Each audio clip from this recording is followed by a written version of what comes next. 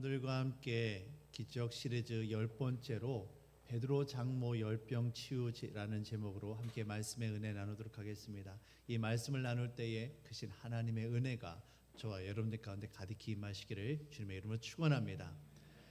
성경에는 예수님께서 행하신 놀라운 기적과 이사가 가득합니다. 예수님께서 공생애를 시작하시며 이사야서의 말씀을 읽으실 때 나는 이 땅 가운데 포로된 자를 자유하게 하며 눈먼 자를 치유하고 정말 눌린 자를 자유하도록 하기 위해 이 땅에 하나님의 은혜의 해를 선포하기 위해 왔다라고 말씀을 하셨습니다. 그리고 이와 같은 은혜로 말미암아 저와 여러분들 모두가 예수 그리스도를 믿는 모든 자들의 삶 가운데 하나님의 나라가 임하게 되어졌고 문제보다 뛰어나신 하나님의 은혜를 우리가 누리며 살아가게 된 것입니다. 믿음으로 살아가는 자들의 삶 가운데는 날마다 이처럼 부어주시는 우리들과 동행하시는 하나님의 임재와 그 은혜와 능력이 가득하게 되는 것입니다. 그 은혜 가운데 살아가는 저와 여러분들 되시길 소원합니다. 오늘 예수님께서 베드로의 장모를 치유하시는 이 말씀을 통해서 하나님의 은혜가 어떻게 우리들의 삶 가운데 임하게 되어지는지 그리고 그 결과로 우리가 어떤 삶을 살아가게 되는지 함께 말씀을 통해 살펴보도록 하겠습니다. 먼저 오늘 본문 말씀을 통해 우리가 생각해 보아야 할 것은요, 예수님께서 왜 베드로의 장모를 고쳐주셨느냐라는 겁니다. 예수님께서 왜 우리들의 삶 가운데 능력을 행하시고 병든 자를 고치시고 치유하실까? 우리들 삶 가운데 임하시는 그 치유의 동기가 무엇이냐라는 것입니다. 그것은 바로 저와 여러분들을 제자의 삶으로 초청하는 것임을 여러분 믿으시길 바랍니다. 마태복음 6장에서 먼저 말씀의 구조를 좀 보시고 설명을 좀 드리도록 할게요. 마태복음 6장을 보시면 집사님이 잡아줄 수 있으세요? 네. 마태복음 6장에서 보시면 성경책을 펴시고 좀 함께 보실게요. 마태복음 6장에서 예수님께서 기도에 대해 말씀을 하십니다. 우리가 너무나도 잘 아는 것처럼 예수님께서 주기도문을 말씀해 주시지요. 그리고 7장에 들어가서 예수님께서 예수 믿는 자들의 삶 가운데 어려움이 있지만 믿음으로 인내하며 하나님의 은혜가 임하게 될 것을 말씀하십니다.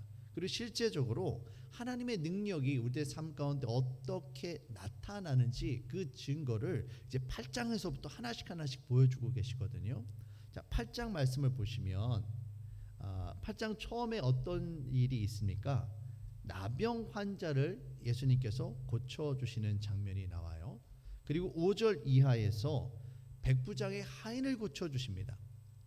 그리고 오늘 본문이 되어지는 베드로의 장모를 고치시는 장면이 나와요. 세 번의 기적과 치유의 장면이 나옵니다. 그리고 18절 이하에서 예수님께서 제자들을 부르시고 제자들에게 마지막으로 22절에서 이렇게 말씀하세요. 너는 나를 따르라. 제자로 그들을 부르고 계십니다. 이 장면이 그 이하에 있는 8장 다음 장면에서도 똑같이 반복이 됩니다. 자, 8장 23절 말씀을 보시면 바다를 잠잠케 하시는 기적을 행하세요. 그리고 28절 이하에서 귀신 들린 두 사람을 고쳐주십니다. 그리고 9장에서 중풍병자를 고치시지요.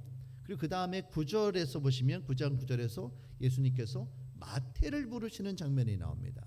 그래서 마태를 부르시면서 마태를 향해서 9장 9절에서 나를 따르라 라고 말씀을 하시죠.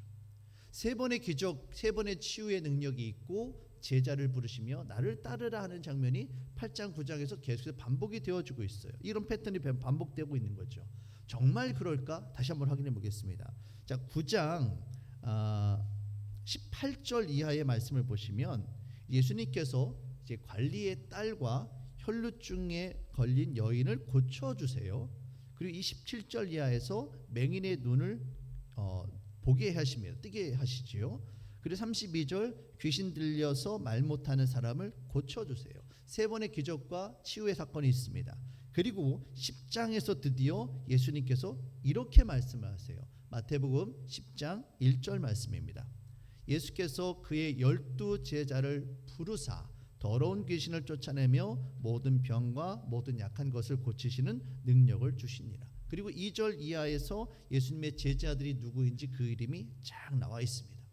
자, 말씀에서 보이는 것이 무엇입니까? 계속 세 번이 반복되어지죠. 세 번의 기적을 행하시고 그 다음에 나를 따르라 제자로의 초청이 있습니다. 오늘 성경이 이 마태복음이 우리에게 보여주고 있는 것이 무엇이냐라는 겁니다. 단순하게 기적을 행하는 것만이 목적이 아니다라는 거예요. 기적을 행함으로 우리가 하나님의 나라를 경험하고 하나님의 은혜를 경험합니다. 떡을 먹고 물고기를 배부르게 먹습니다. 포로된 자가 자유하게 되어지고요, 눈먼 자가 보게 됩니다. 눌린 자가 자유하게 되어져요. 하지만 이것도 큰 은혜이지만 이것으로 만족해서는 안 된다라는 거예요. 왜 그렇습니까? 이와 같은 문제는 세상 가운데 우리를 아프고 힘들게 하는 문제가 계속해서 반복되어지기 때문이다라는 거예요. 우리가 정말로 필요한 것은 이런 문제가 해결되는 것으로 끝나는 것이 아니라 하나님의 통치와 하나님의 은혜가 가득한 은혜의 해, 하나님의 나라, 하나님의 임재를 날마다 누리며 살아가는 제자의 삶이 필요하다라, 이 말씀을 오늘 성경이 우리에게 하고 있는 것입니다. 오늘 말씀이 우리에게 특별한 의미가 되는 것은 이 베드로가 예수님의 제자라는 사실이에요. 하나님의 은혜에는 분명 제한이 없습니다. 예수님께서는 온 세상 사람들을 구원하시기 위해 이 땅에 오셨고 모든 자들의 죄를 위해 십자가 달려 죽으셨어요.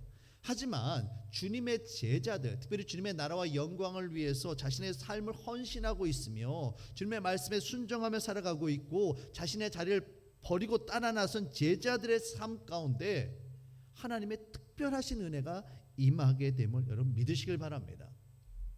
8장 1절에서 나병 환자를 깨끗하게 하신 장면에서 보시면 나병 환자가 예수님에게 간구를 해요. 나병 환자 스스로가 기도를 합니다. 그리고 5절 이하에서 백부장의 기도가 있는데 백부장이 타인을 위해서, 내가 사랑하는 사람을 위한 기도의 장면이 있어요. 모두가 동일하게 간구하고 기도하는 장면이 있습니다. 하지만 오늘 본문이 되어지는 14절 말씀을 보시면 예수님께서 베드로의 장모를 고쳐주실 때 베드로가 예수님에게, 예수님 저희 장모님이 아픕니다, 예수님이 좀 오셔서 좀 고쳐주세요 라고 간구하는, 기도하는 장면이 없어요. 그냥 단지 예수님께서 14절 말씀을 보시면 예수께서 베드로의 집에 들어가사 그의 장모가 열병으로 앓아 누운 곳을 보세요, 보시고 치유해 주시는 거예요. 예수님과 동행하는 베드로의 삶 가운데 어떤 문제가 있는지 베드로가 예수님에게 말하지 않았지만 그럼에도 불구하고 예수님은 먼저 알아주셨다라는 거예요. 베드로의 기도가 없어도 예수님께서 베드로의 그 문제를 먼저 아시고 장모의 손을 만지시며 그를 고쳐주십니다. 베드로는 미처 예수님께 간구하지 못했어요. 하지만 그럼에도 불구하고 모든 상황을 아시는 예수님께서 그를 고쳐주셨다는 겁니다. 우리는 대부분 어떤 문제가 일어나고 나면 그때 그 문제를 가지고 주님 앞에 나아갑니다. 그리고 그 문제를 통해 주님을 만나고 주님의 은혜를 경험하고 이것이 발전되어 주님의 제자가 되고 주님과 동행하는 삶을 살게 되어져요.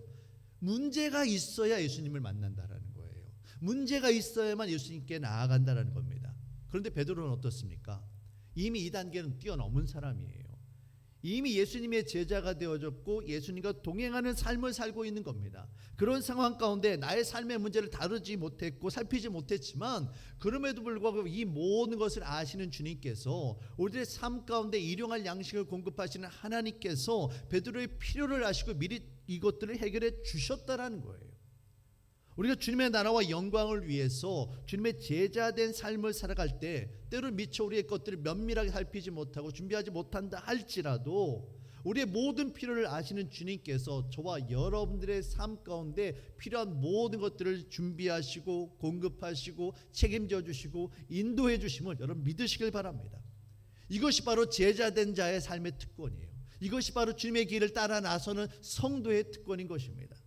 디모데전서 5장 18절 말씀입니다. 이 말씀 같이 함께 읽도록 하겠습니다.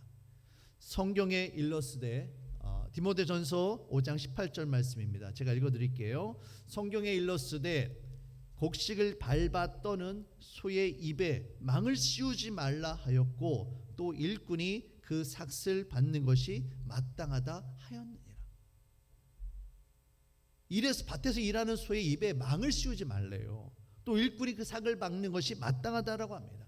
주의 나라와 영광을 위해 주님의 몸된 교회를 위해 수고하고 애쓰는 제자의 삶을 우리 주님께서 책임져 주심을 믿으시길 바랍니다.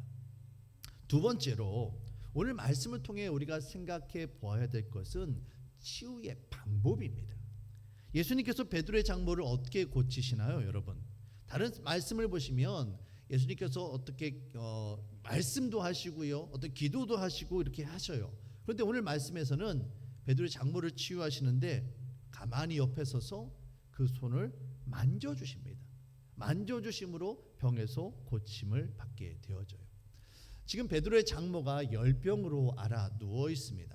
사람은 기본적으로 체온이 36.5도로 일정하게 고정이 되어야만 합니다. 그런데 만약에 체온이 37.5도라든지 그 이상으로 올라가게 되어지면 그 몸에 어떤 특별한 이상이 있다라는 신호가 되어집니다. 그러다가 체온이 39도, 40도를 넘어가게 되어지면요, 사람의 신경계에, 특별히 뇌에 안 좋은 영향이 끼쳐지게 된다고 합니다. 그래서 호흡이나 혈압에 문제가 생기게 되고 그 열을 다스리지 못하게 되면 심각한 장애가 생기거나 사람이 죽을 수도 있다는 것이죠.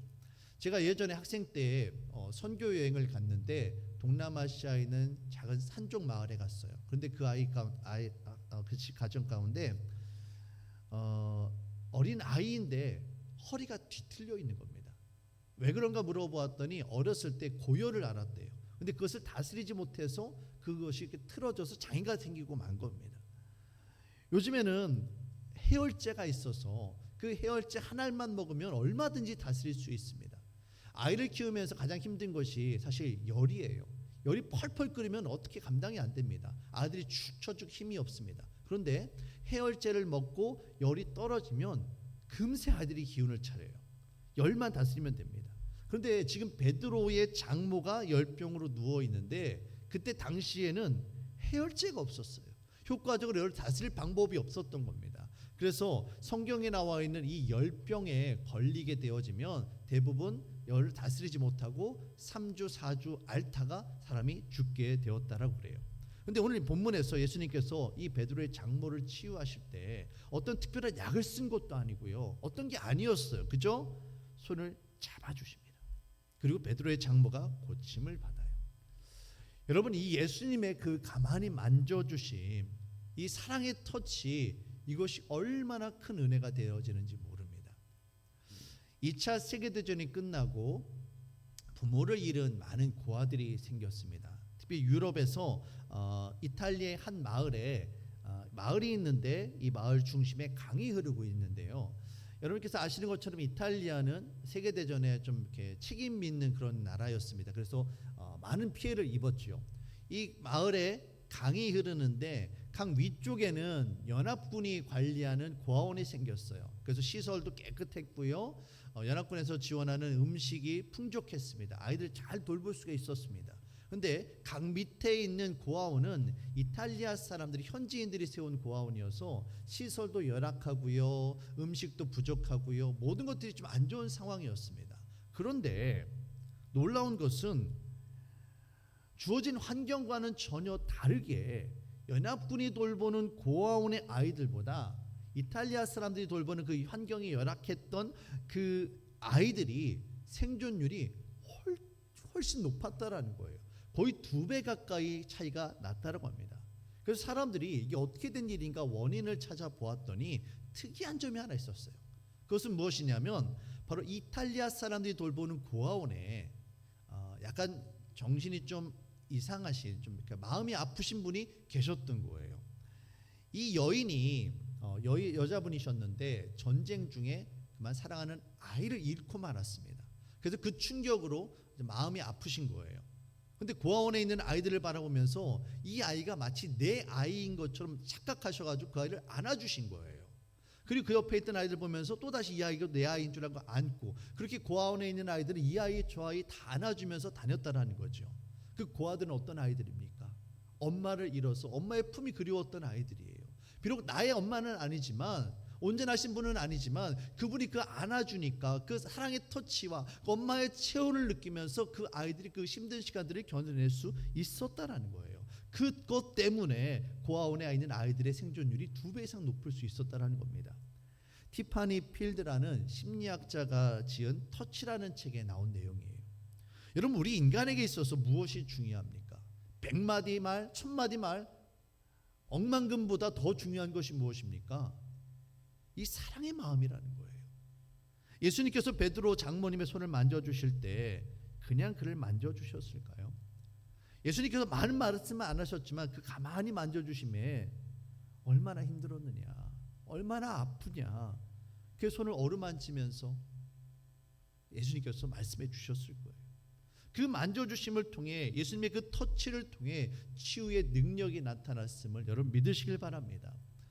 오늘 성경은 이 베드로 장모의 병을 열병이라고 표현을 하고 있지만, 저는 나름대로 한국적 개념으로 이게 화병이지 않았을까, 화병으로 인해서 열병으로 발전되지 않았을까라고 제가 한번 상상을 해보았어요. 한번 여러분 생각을 해보세요. 베드로가 결혼을 한 가장입니다. 아내가 있고요, 돌봐야 될 아마 자녀들도 있었을 거예요. 장모님 입장에서는 내가 너무나도 아끼고 내가 애지중지 키운 내 딸과 결혼한 사위예요. 근데 이 사위가 원래 자기 배도 있고요, 그물도 있고요, 어부가 있어서 열심히 일하고 가정을 돌보던 사람이었어요. 근데 어느 날 예수님을 만나더니 그의 제자가 되어져서 정신없이 밖에 돌아다니는 거예요. 가정도 안 돌보고 며칠 몇 날 밤 집안에 안 들어오고, 며칠 몇 날 밤이었을까요? 어쩌면 1년 2년 안 돌아왔을 수도 있어요. 그런 사위를 보면서 장모님이 어땠을까요, 여러분들? 여기 혹시 사위를 두신 장모님들 어떠셨을 것 같아요? 말씀하지 마세요. 안 하셔도 알 것 같아요. 열나죠. 열받죠. 화나죠. 아무리 좋은 일을 다닌다고 해도 내 딸의 남편이 저렇게 하고 다닌다? 그건 전혀 다른 이야기입니다. 자신의 딸과 가정은 돌보지 않고 집에도 돌아오지 않는 그 베드로를 바라보면서 장모님의 마음이 어땠을까? 그 화가 다스려지지 않아서 열병으로 발전되지 않았을까? 제 상상입니다. 여러분, 어떻게 좀 말이 좀 되는 것 같으세요? 베드로가 자신의 장모님이 아픈데 왜 예수님에게 예수님 저희 장모님을 고쳐주세요라고 말하지 않았을까? 베드로도 지금 장모님하고 관계가 원만하지 않은 거예요. 불편한 거예요. 그런데 오늘 본문에서 아마도 이 모든 상황을 다 아시는지 예수님께서 한 말씀 안 하시고 그냥 그의 손을 잡아주세요. 이 한 번에 만져주심, 이 한 번에 잡아주심, 이 작은 터치 하나, 여기에 예수님의 온전한 마음이 담겨 있는 거예요. 얼마나 힘들었느냐, 얼마나 속상했느냐. 이 작은 터치 하나에 장모님의 마음이 완전히 녹아내린 겁니다. 여러분, 어떤 대단한 것이 아닙니다. 한 번 손잡아주고요, 한 번 따뜻하게 안아주고요, 따뜻하게 격려의 말 한마디 하는 거예요. 반가운 미소 하나, 이거 하나면 충분한 거예요. 우리가 무엇인가 대단한 것을 하려 하지 않아도 됩니다. 하나님의 능력이 나타나는 것은요, 예수님께서 손을 만져주셨던 것처럼 작은 터치 하나면 충분한 거예요. 우리 인생 가운데 정말 힘들고 고통스러운 것이 뭐냐면, 아무도 나의 아픔을, 내가 이렇게 힘들고 어려운데 알아주는 사람이 없다는 거예요. 그런데 우리가 동행하시는 예수님께서 우리의 눈에 보이는 이런 문제들뿐만이 아니라 마음의 상처까지도 아시고 어루만져 주시는 그 치유의 주님께서 지금 저와 여러분들의 마음을 어루만져 주시고 계심을 여러분 깨달으시길 바랍니다. 주님께 더욱더 가까이 나아갈 때, 주님의 사랑의 터치를 경험하게 되어질 때 우리가 놀라운 주의 치유를 경험하게 될 것입니다. 마지막으로 세 번째, 치유의 결과입니다. 자, 말씀을 좀 정리해 보면요, 예수님께서 왜 치유를 해주셨느냐, 바로 제자의 삶으로 초청하기 위함이었다라는 거예요. 두 번째, 어떻게 치유하셨느냐, 100마디 10마디 그런 화려한 말이 아니라 사랑이 담긴 터치였다는 겁니다. 자, 마지막으로 치유의 결과가 어떻게 나타나느냐라는 겁니다. 자, 15절 말씀 보시겠습니다. 그의 손을 만지시니 열병이 떠나가고 여인이 일어나서 예수께 무엇하더라라고 이야기합니까? 수종들더라. 예수님을 섬기는, 수종하는 제자의 삶을 살게 되었음을 여러분 깨달으시길 바랍니다. 베드로의 장모가 어떤 이유에서 아팠는지 구체적으로 나와 있지는 않습니다. 하지만 이전에는 물론 베드로와 예수님과 관계가 친밀하지 않았어요. 그런데 이제는 베드로뿐만이 아니라 예수님을 섬기는 그의 제자의 삶으로 나아갈 수가 있었다라는 거예요. 저와 여러분들의 삶 가운데에도 이와 같은 역사가 일어나길 원합니다. 단순하게 우리들의 삶의 문제만 해결되고 끝나는 것이 아니라 예수님과의 관계가 회복되어지고 여러분들의 삶 주변에 있는 사람들과의 관계가 회복되어지고 그래서 더 깊은 단계로 정말 사랑과 정성으로 섬기는 자리에 설 수 있기를 주의 이름으로 축원합니다. 오늘 베드로의 장모가 예수님께 수종 들었다라고 하는 이 말이 헬라어로는 디아코네요라는 말을 씁니다. 디아코네요라는 말은 보통 수종하다, 봉사하다, 섬기다라는 뜻으로 일반적으로 식탁 옆에서 음식을 준비하고 이 시중들 때 쓰는 표현입니다. 시중이라는 말이 좀 적절하진 않은 것 같아요. 이렇게 섬기는 말이에요. 대부분 여러분 집안에서 식사를 준비할 때 누가 식사를 준비하십니까? 아내나 어머니들이 보통 식사를 준비하시죠. 자, 여기서 질문을 하나 드리도록 할게요. 저희 집에 식구가 5명이 있습니다. 제가 있고요, 아내가 있고요, 저희 삼형제가 있습니다. 보통 저희 아내가 음식을 준비를 하는데요, 아내가 음식을 준비할 때 누구 입맛에 맞춰서 누구를 위해 준비할까요? 첫 번째, 본인이 하니까 내가 좋아하는 것을 한다. 두 번째, 남편을 위해서 한다. 세 번째, 아이들을 위해서 한다. 정답은 몇 번일까요?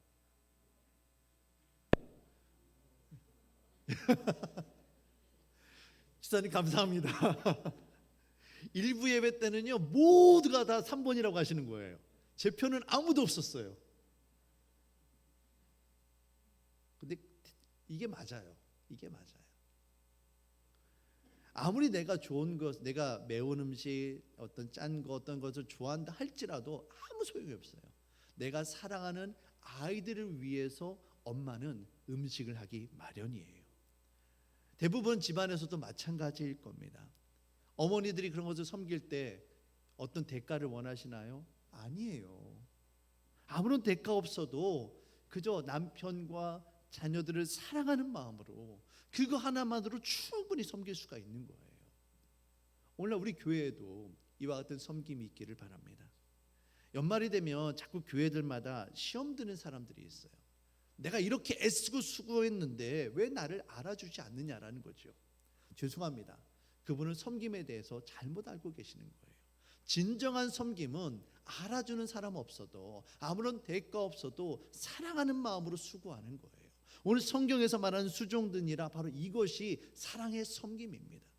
우리 사랑하시는 예수님께서는 아무런 대가 없이 당신의 모든 것을 우리에게 주셨어요. 왜요? 우리를 사랑하시기 때문에. 그런데 우리는 자꾸만 주님에게 세상에 주님과 교회를 향해서 무엇인가를 바라고 원합니다. 이것은 성경이 말하는 섬김이 결코 아닙니다. 예수 그리스도 십자가 사랑의 마음으로 서로가 서로를 섬기는 저와 여러분들이 되시기를 바랍니다. 이것이 바로 주께서 우리들의 삶 가운데 능력을 행하시고 저와 여러분들을 제자의 삶으로 부르신 이유입니다. 오늘 말씀을 정리하겠습니다. 예수님께서는 베드로의 장모님을 고쳐주셨습니다. 베드로는 비록 아무 말도 하지 않았어요. 하지만 그럼에도 불구하고 이미 예수님의 제자가 되어 그와 동행하고 있었던 베드로이기 때문에 예수님께서는 그의 속사정을 다 알고 계셨어요. 그래서 필요한 것들, 일용할 양식들을 공급하시는 것처럼 그의 삶을 책임져 주셨다는 겁니다. 두 번째로 예수님께서는 아무 말 없이 그저 만져주심으로 말미암아 베드로의 장모를 고쳐주셨습니다. 때로는 100마디, 1000마디 말보다 어떤 1억 천금의 그런 금보다 한번 손잡아주고 한번 안아주는 것이 훨씬 능력이 있습니다. 이와 같은 사랑의 따뜻함의 터치가 우리들의 삶 가운데 있기를 바랍니다. 마지막으로 베드로의 장모가 예수님의 은혜로 치유받은 이후 이전과는 달리 변화된 모습으로 이제는 사랑의 마음으로 섭섭함이나 서운함이 아니라 아무런 대가 없이 정말 사랑의 섬김의 자리로 제자의 자리로 변화되었음을 여러분 깨달으시길 바랍니다. 우리 교회 안에 우리의 가정 안에 이와 같은 사랑의 섬김이 풍성하기를 원합니다. 예수님은 오늘도 저와 여러분들을 치유하고 계십니다. 이 치유의 주님이 사랑하는 성도님들의 심령 가운데에 우리들의 삶 가운데 가득히 넘쳐나시기를 주의 이름으로 축원합니다.